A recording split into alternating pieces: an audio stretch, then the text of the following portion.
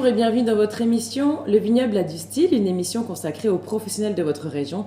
Créateurs, innovateurs, entrepreneurs viennent nous parler sur ce plateau en direct de chez Bière et Shop qui nous accueille à Clisson. Aujourd'hui, j'ai le plaisir d'accueillir Céline, magnétiseuse et énergéticienne qui a son cabinet sur Vertou et qui travaille dans tout le vignoble. Bonjour, bienvenue. Bonjour Justine, merci beaucoup.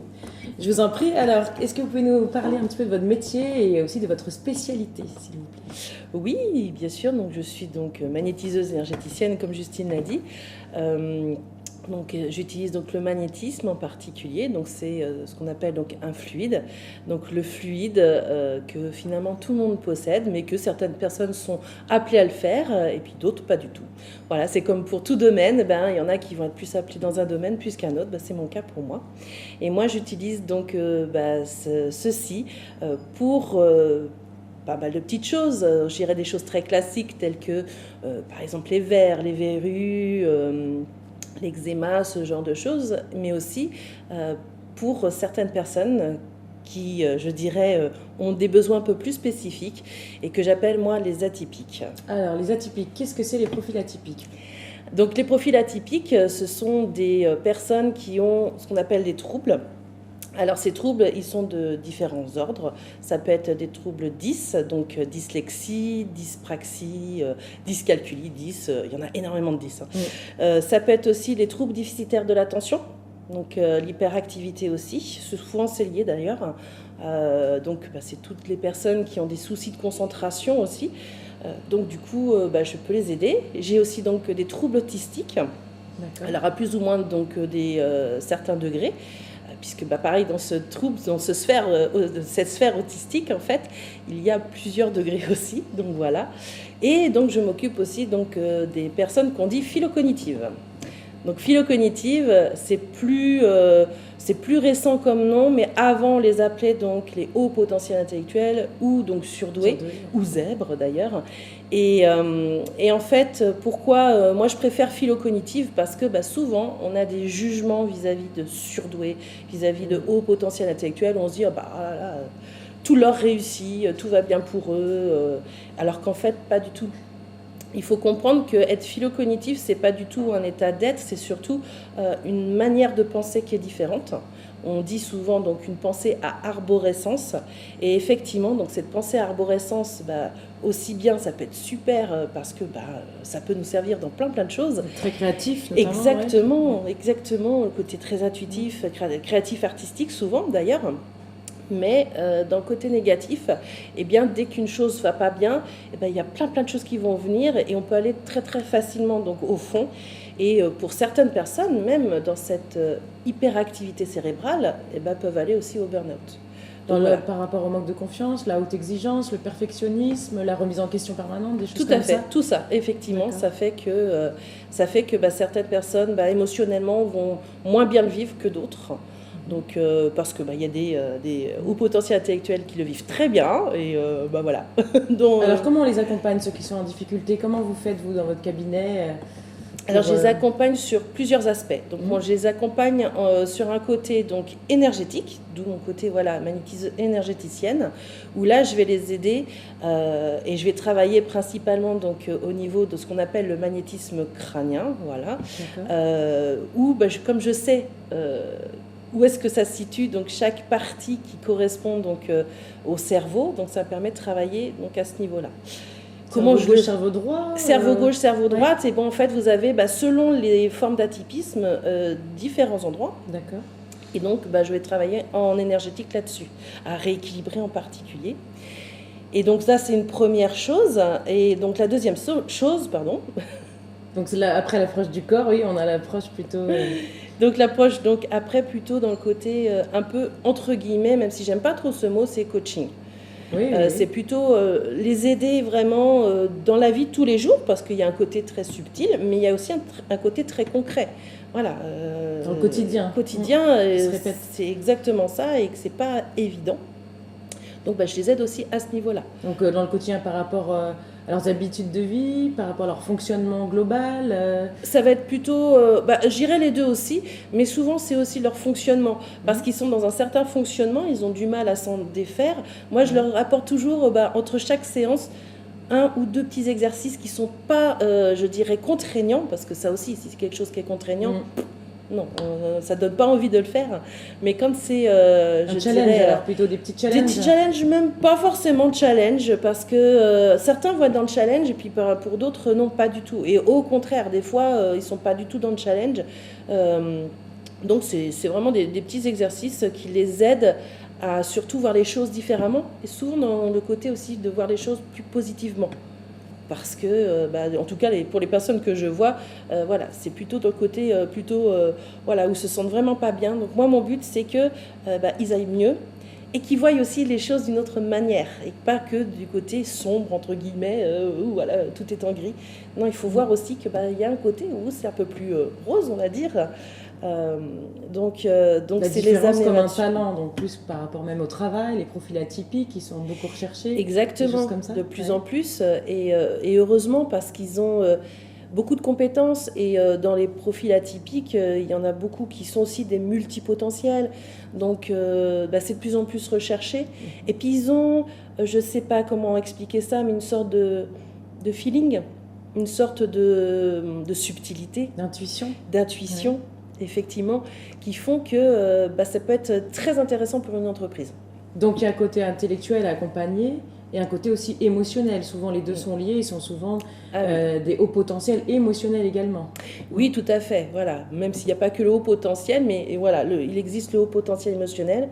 Et oui, l'émotion, oui, c'est là-dessus où moi je vais beaucoup travailler, et en particulier en énergétique. Où souvent, voilà, il y a une émotion qui crée un blocage aussi.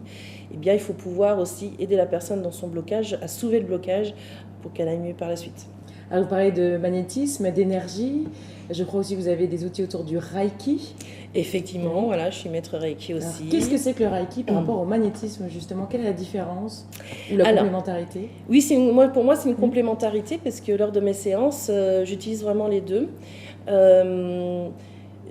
Pour moi, en fait, le côté du Reiki, il y a plusieurs aspects. Donc, il y a l'aspect quand on travaille sur quelqu'un, où là, on va travailler sur différents endroits du corps, et sur le magnétisme, on va dire, aller peut-être un peu plus en profondeur qu'en Reiki, on laisse l'énergie aller là où elle doit aller. Et puis, moi, ce que j'aime dans le côté Reiki, et pas que, on va dire, dans le côté des séances énergétiques, c'est en l'enseignant, c'est que je trouve que c'est aussi une méthode de développement personnel. Parce qu'on va travailler vraiment sur ses propres blocages, sur ses propres, je dirais, moi j'appelle ça des nœuds de mémoire, où il y a eu des choses qui se sont passées tout au long de notre vie, et qu'il faut pouvoir en fait aller au-dessus, travailler dessus pour ouvrir à plein de choses. Et moi, j'avoue, des mémoires familiales, des traumatismes, oui, des choses tout ça, exactement, tout ça. Et c'est vrai que sans ça, moi, j'aurais pas pu être là où j'en suis aujourd'hui, être d'ailleurs avec vous, parce que ça m'a énormément aidée. Je dirais que tout ce que j'ai pu faire dans ma vie, ça m'a aidée, et c'est ce qui m'a donné aussi envie de le transmettre. Donc que ça soit en Reiki, que ça soit en magnétisme, pour moi, c'était important de pouvoir transmettre ça. Ça sert à rien de garder ça pour soi. Et que si ça m'a aidé, pourquoi pas les autres aussi, et je trouve ça génial, quoi. Oui, alors vous parliez tout à l'heure de transmission, votre plaisir à transmettre, à former. Ouais. Vous avez un gros volet formation que vous développez beaucoup, de plus en plus. Oui, c'est vrai que c'est quelque chose qui m'appelle de plus en plus. J'ai de plus en plus aussi de personnes qui sont en demande. Et là, effectivement, donc, j'ai donc, le côté Céline, donc magnétiseuse, et le côté Céline formation, où effectivement, je vais aller sur le côté magnétisme, sur le côté donc, du Reiki. Et là, donc, en association avec d'autres personnes, je vais aller aussi sur le côté géobiologie, sur tout un panel, mais aussi un panel sur les personnes qui sont dans la communication aussi. Donc, je vais essayer de faire de ce centre de formation quelque chose de complet, pour toutes personnes qui sont soit déjà dans le bien-être, soit éventuellement pour des personnes qui découvrent tout cela. Donc particuliers, entreprises, institutions, quel est votre public? Alors les publics que je peux avoir, je dirais c'est un petit peu de tout. Oui. Puisque dans les stages que je propose, je ne demande pas forcément à avoir des prérequis. Je propose vraiment donc, dans les stages d'apprendre donc, que ce soit du magnétisme ou du Reiki, mais du début jusqu'à la fin, à savoir comment donc travailler avec l'énergie, travailler voilà, avec tout ce qui peut être autour de nous et nous aider. Voilà, il y a plein de méthodes qui existent et tout, c'est de trouver en fait sa méthode pour avancer. Et c'est pour ça que je propose pas qu'une seule méthode, mais plusieurs, effectivement, parce que il y a des fois des méthodes qui nous parlent, puis des fois...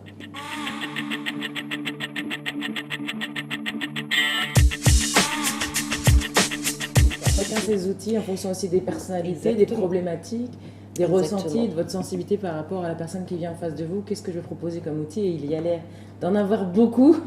Alors, au-delà de l'outil, aujourd'hui, comme chaque émission, je vous demande d'apporter donc un objet qui vous représente, un objet pour vous dire qu'est-ce que vous avez amené aujourd'hui sur le plateau. Alors, moi, ça n'a pas été évident, je suis honnête avec vous, mais bon... C'est fait exprès. Oui, j'ai bien compris.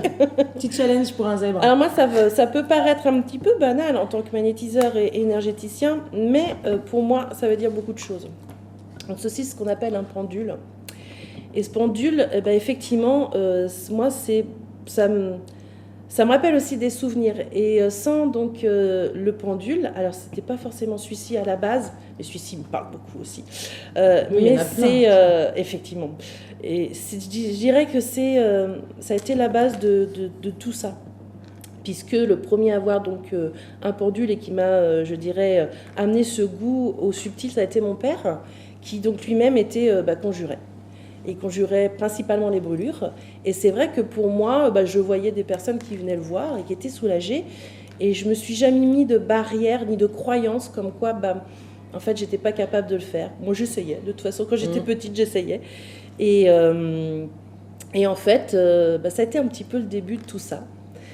Et même la transmission, du coup, aussi, c'est effectué familialement. Alors, je dirais oui que ça et se non. transmet, ces dons-là. Ah oui, ça aussi, c'est une croyance.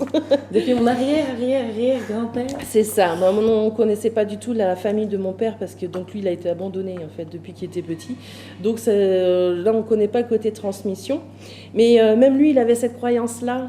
Moi, je parle bien de croyance parce que, comme je vous l'ai dit, moi, je le voyais faire, donc moi, je le faisais de mon côté. J'ai jamais pensé que j'avais pas, qu'il fallait quelque part qu'on me donne le don. L'autorisation ou le don. Voilà. Leur croyance à l'époque, c'était le jour où je te donnerai la prière, eh bien, je n'aurai plus le pouvoir de faire du magnétisme. Ça, je l'ai entendu avec mon père. Et en fait, j'ai pas cherché, puis c'est surtout qu'il n'a pas eu le temps de me la donner. Et malgré tout, ça fonctionnait. Alors moi, j'utilisais ça sur les animaux au départ, sur mes propres animaux. Le magnétisme en général ou cet outil pour tout voir ça, par exemple où l'animal avait mal. Tout ça, effectivement. Donc voilà le côté du pendule. La zone à soigner. Effectivement. Donc c'était tout ça en même temps. Et je dirais que ça a été aussi le début parce que pendant un petit moment, j'ai laissé tout ça de côté. J'ai fait ma propre vie, voilà, j'ai fait mes études. Alors c'était un petit peu axé quand même, puisque vous voyez, j'ai fait mes études en fac de médecine. Et ça va toujours nous rattraper, naturel. Voilà, donc j'ai fait fac de médecine. Et moi, ce qui m'a déçue, alors à mon époque, j'avoue que je ne sais pas comment ça se passe maintenant, mais c'était le côté de la compétition. Et je n'étais, moi, pas du tout dans cette compétition. Et c'est ça qui m'a beaucoup réfrénée. Mais j'avais le côté médical qui me plaisait toujours. Et donc, j'ai fait plein de choses, moi aussi. Et finalement, je voyais que ça me rattrapait. Mais ce qui m'a rattrapée, c'est surtout que j'ai souvent donc rêvé du fameux pendule de mon père. À l'époque, je me dis, tiens, c'est bizarre. Et donc, je me suis dit, un jour, il va falloir que je le cherche. Et effectivement, donc, je l'ai retrouvé, mais alors parmi pas mal de choses, et beaucoup de cassettes vidéo de mon père, donc, qui était déjà décédé donc, à l'époque. Et ça a été aussi de très, très beaux souvenirs. Et quelque chose m'a appelé là-dedans. Et du coup, je me suis dit, bon... Je sens bien que vraiment c'est quelque chose qui m'appelle énormément. Comme un devoir, comme une responsabilité. Non, c'est comme une joie. Une joie. Ah parce ouais, que ça dépend une joie. aussi des personnes. Effectivement. On parle de nettoyage, c'est important aussi de se protéger. Et Tout à fait. On entend souvent que les énergéticiens, les magnétiseurs, parfois peuvent être fatigués, épuisés, prendre beaucoup sur eux, surtout quand on est des éponges et des hauts potentiels et qu'on est très sensible à ce qui se passe autour de nous. Mais c'est ça. Et puis bon, faut dire, dans le temps de mon père, on utilisait plutôt l'énergie vitale du magnétiseur, ce qui est complètement différent maintenant. Et moi, effectivement, j'ai eu la chance de pouvoir, je dirais, être formée par plein de personnes Bon, c'est mon côté un peu, voilà, aussi, Soit philo-cognitive, voilà, un petit positif. peu. C'est un peu ça. Mais mon père n'a pas eu le temps de me transmettre quoi que ce soit, donc je me suis fait toute seule. Et j'ai pratiqué aussi toute seule. Et c'est vrai qu'une des premières choses que j'ai apprises, ça a été de me nettoyer, de me protéger, de me recharger. Et surtout de ne pas utiliser ma propre énergie vitale. Et ça, c'est ce que je transmets aussi. Parce que souvent, on dit, ouais, on est fatigué en tant que magnétiseur, etc. Alors que non, en fait, moi, quand je fais une journée, alors après, une journée, bon, ça peut être une journée qui peut paraître assez longue, mais je ne prends pas plus de 6 personnes par jour. Je dis pas plus, et généralement, j'ai pas plus de 22h30, hein. C'est ça. Bon, après voilà, je ne fais pas ça tous les jours. C'est ça. Donc, je ne fais pas ça non plus tous les jours, parce que j'ai mon côté vie familiale aussi qui est très important pour moi. Le tout. Et surtout d'avoir des enfants qui sont aussi atypiques, il y a des suivis. Moi, ce qui m'apporte, comme vous l'avez dit, c'est effectivement d'équilibrer le côté donc, professionnel et le côté personnel.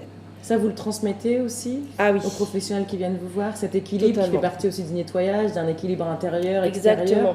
Parce que vous prenez d'ailleurs l'équilibre intérieur pour l'harmonie extérieure. Je trouve ça très joli. Effectivement. Donc vous avez tout ce travail autour des ateliers. Je vois qu'il y a des stages, des séances, la petite pause du zèbre, les soirées atypiques, les conférences, un livret, donc l'heureuse atypique, où vous proposez des clés justement pour ces profils-là. Tout à fait. Donc, qu'est-ce que vous préférez dans votre métier? Qu'est-ce qui est le plus important à transmettre? Quel est le message que vous auriez envie de donner face caméra aujourd'hui à nos téléspectateurs? Je dirais c'est de savoir où est le plaisir, le goût de vivre, qu'est-ce qui vous amène de la joie. Parce qu'en allant vers la joie, en fait, ça vous ouvre plein de portes. Et à partir du moment où il y a quelque chose qui ne va plus dans votre vie, c'est se poser la question, voilà, comment je peux faire autrement pour transformer ça et mettre ça plutôt dans le côté donc, de la joie. Et la vie, effectivement, elle n'est pas faite non plus que, je dirais, d'un monde de bisounours, parce qu'on pourrait se dire, oh là là, elle vit dans un monde de bisounours, mais pas du tout. Hein. Moi aussi, j'ai mon lot, on va dire, d'épreuves dans la vie. Moi, j'appelle ça plutôt des expériences. Et dans toute expérience, même celles qui sont les moins agréables, il y a toujours du positif en fait à voir. Soit je gagne, soit j'apprends. Effectivement. Et j'avoue que c'est tout à fait ça. Et je suis dans cette philosophie-là. Et même s'il y a des fois où comme tout être humain, ça peut être plus difficile que d'autres. Je sais qu'effectivement, je suis dans ce moment où c'est plus difficile, mais je sais qu'il y aura quelque chose qui va en sortir et j'en sortirai plus grandi aussi. Donc voilà. S'écouter en profondeur, l'intellect, le corps, le cœur, l'esprit. C'est tout ça que vous allez travailler avec tous vos outils. Voilà. Donc au travers aussi des conférences, je vois qu'il y a des soirées régulières aussi pour accompagner des groupes de parole. Exactement. Alors là, c'est vrai qu'avec la situation actuelle, ça s'est mis un petit peu en pause tout ceci. Mais ça reprend au fur et à mesure. Et puis, il y a encore les idées qui sont là, d'autres ateliers, etc., où je ne suis pas la seule intervenante. Parce que mon but, ce n'est pas non plus que je sois seule. Et je trouve que c'est important d'être aussi dans une sorte de coéquipe. Et j'aime bien trouver, on va dire, l'atout de chaque personne que je peux rencontrer, l'atout des élèves que je peux avoir tout simplement aussi lors de mes stages, parce que tout le monde en a. Et c'est de se dire, ah tiens, ça, j'aimerais bien en fait que tu développes ça. Et j'aimerais bien que tu puisses donc, pourquoi pas en faire un atelier pour que la complémentarité, ça puisse être côté complémentaire sur ce que je fais, et puis que ça puisse intéresser les gens.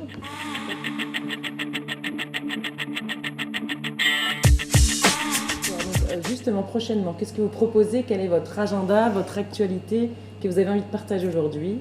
Alors, déjà, il y a eu plein de choses quand même. Bon, j'irai dans le côté des stages. Donc, effectivement, là, d'ici quelques temps, ça va être à nouveau les inscriptions pour les stages donc, de magnétisme.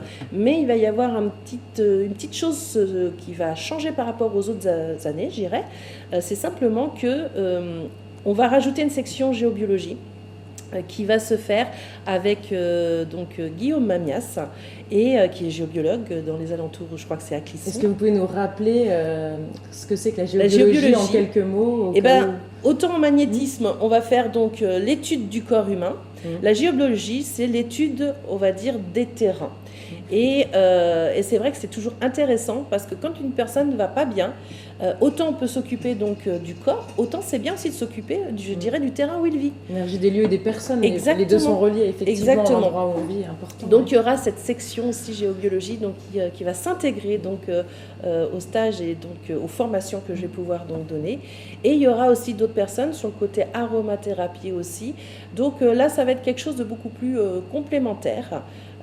Qui va être proposé. Donc, intéressant de travailler avec les gens de la proximité. Il me semble que Guillaume Mamias est à Clisson également. Exact. Ouais, voilà. Peut-être quelqu'un qu'on aura dans notre émission, s'il souhaite venir nous parler de son activité avec plaisir.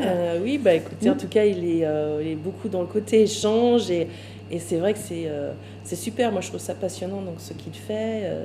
Et effectivement, moi, j'avoue que de pouvoir faire en sorte d'avoir plusieurs personnes autour de soi, mais c'est aussi de pouvoir les transcender aussi, les aider dans ce qu'ils font. Et ouais, moi j'adore ça. Une passionnée, un zèbre passionné en tout cas qui est venu nous rendre visite aujourd'hui. Merci beaucoup Céline, donc magnétiseuse énergéticienne à Vertou, spécialisée dans les profils atypiques, qui travaille donc au cabinet La Pose du Bouddha. Voilà. Eh bien écoutez, merci d'être venu nous voir aujourd'hui. Merci beaucoup. À très bientôt dans votre émission Le Vignoble a du style avec Jean-Pierre Baudy qui est derrière les caméras. À bientôt. Au revoir. Merci, au revoir.